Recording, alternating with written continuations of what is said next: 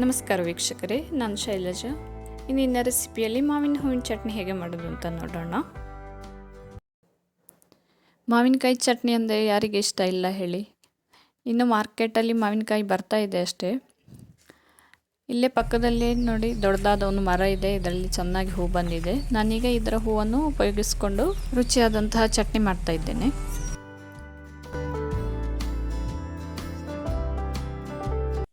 ನಮಗೆ ಮಾವಿನಕಾಯಿ ಹಾಕಿ ಮಾಡಿದಷ್ಟೇ ರುಚಿಕರವಾಗಿರ್ತದೆ ಈ ಚಟ್ನಿ. ಅದೇ ರೀತಿ ನಾವು ಈ ಕಾಡು ಮಾವು ಅಂತ ಹೇಳ್ತೇವಲ್ಲ, ಅದರ ಹೂವಿನ ಚಟ್ನಿ ಆದರೆ ತುಂಬ ಒಳ್ಳೆಯದು. ನೋಡಿ, ತುಂಬ ಚೆನ್ನಾಗಿ ಹೂ ಬಂದಿದೆ. ಈ ಹೂವನ್ನು ಉಪಯೋಗಿಸ್ಕೊಂಡು ಈಗ ನಾನು ಮಾಡ್ತಾ ಇದ್ದೇನೆ. ಹೇಗೆ ಮಾಡೋದು ಅಂತ ನೋಡೋಣ. ಇಲ್ಲೇ ಕೆಳಗಡೆ ಇರುವಂತಹ ಹೂವನ್ನು ನಾನೀಗ ಕೊಯ್ತಾ ಇದ್ದೇನೆ. ತುಂಬ ಚೆನ್ನಾಗಿ ಅರಳಿದೆ. ಅದೇ 2 ಗೊಂಚಲಿದ್ದರೆ ಸಾಕಾಗ್ತದೆ, ಜಾಸ್ತಿ ಏನು ಬೇಡ.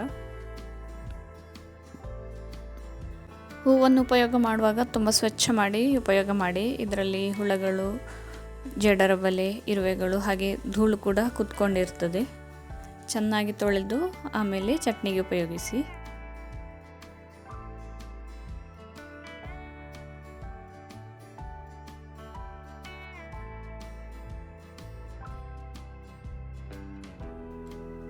ಚೆನ್ನಾಗಿ ನೋಡಿ ತೆಗೆದಿಟ್ಟಂತಹ ಹೂವನ್ನು ಈಗ ನಾನು ಸ್ವಲ್ಪ ನೀರು ಹಾಕಿ ತೊಳಿತಾ ಇದ್ದೇನೆ.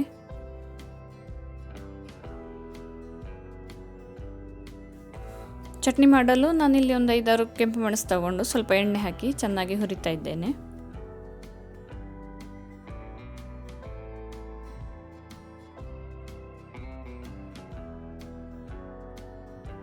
ಈಗ ಚಟ್ನಿಗೆ ರುಬ್ಬಲು 1 ಕಪ್ ಕಾಯಿ ತುರಿ, ಹುರಿದಿಟ್ಟಂತಹ ಮೆಣಸು, ರುಚಿಗೆ ತಕ್ಕಷ್ಟು ಉಪ್ಪು, ಸ್ವಲ್ಪ ಬೆಲ್ಲ ಹಾಗೆ ಹುಣಸೆ ಹುಳಿ ಹಾಕುವಾಗ ಸ್ವಲ್ಪ ಕಡಿಮೆ ಹಾಕಿ, ಯಾಕಂದರೆ ಮಾವಿನ ಹೂವಿಗೂ ಸ್ವಲ್ಪ ಹುಳಿ ಇರೋದ್ರಿಂದ ಹುಣಸೆ ಹುಳಿ ಕಡಿಮೆ ಸಾಕಾಗ್ತದೆ. ಹಾಗೆ ಸ್ವಲ್ಪ ನೀರು ಹಾಕಿ 1 ರೌಂಡ್ ರುಬ್ತಾ ಇದ್ದೇನೆ. ಈಗ 1 ರೌಂಡ್ ರುಬ್ಬಿಯಾದ ನಂತರ ನಾನು ಈಗ ಮಾವಿನ ಹೂವನ್ನು ಸೇರಿಸ್ತಾ ಇದ್ದೇನೆ. ನೀವಿದನ್ನು ಕೊನೆಯಲ್ಲಿ ಹಾಕಿ ರುಬ್ಬಿದರೆ ಸಾಕಾಗ್ತದೆ, ಜಾಸ್ತಿ ರುಬ್ಬೋದು ಕೂಡ ಬೇಡ.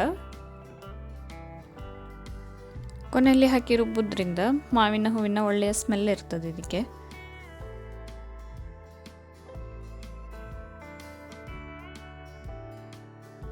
ನೋಡಿ, ಈ ರೀತಿಯಾಗಿ ರುಬ್ಬಿಟ್ಕೊಂಡಿದ್ದೇನೆ.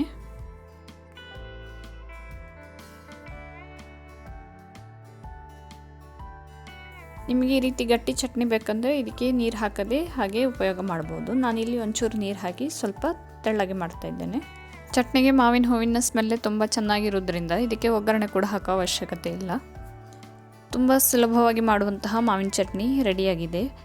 ನೀವು ಇದನ್ನು ಊಟದ ಜೊತೆ ಸೈಡ್ ಡಿಶ್ ಆಗಿ ಉಪಯೋಗ ಮಾಡ್ಬೋದು. ಅದೇ ರೀತಿ ಗಂಜಿಯ ಜೊತೆ, ದೋಸೆ ಜೊತೆ ಕೂಡ ಇದನ್ನು ಸವಿಯಬಹುದು. ಯಾವಾಗಲೂ ಸಾರು ಸಾಂಬಾರು ಹುಳಿಯನ್ನು ತಿಂದು ಬೋರ್ ಆದಂಥ ಟೈಮಲ್ಲಿ ಈ ರೀತಿಯಾದ ಒಂದು ಚಟ್ನಿ ಇದ್ದರೆ ಊಟ ತುಂಬ ರುಚಿಕರವಾಗಿರ್ತದೆ. ನಿಮ್ಮ ಮನೆ ಮಾವಿನ ಮರದಲ್ಲಿ ಹೂ ಬಂದಿದ್ದರೆ ನೀವು ಕೂಡ ಟ್ರೈ ಮಾಡಿ ನೋಡಿ.